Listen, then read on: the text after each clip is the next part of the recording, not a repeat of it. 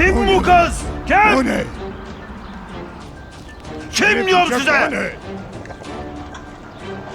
Nereden geldi buraya?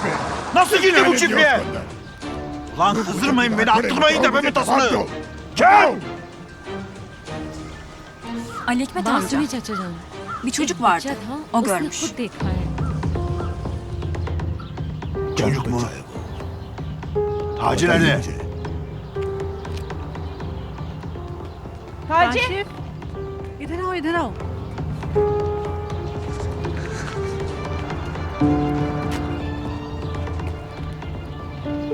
Kimdi o kız?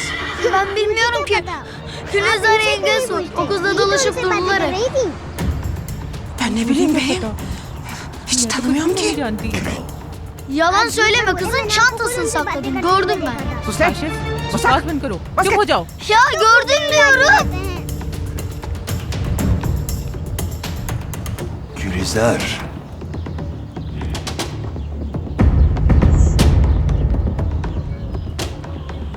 Yeter. Ya.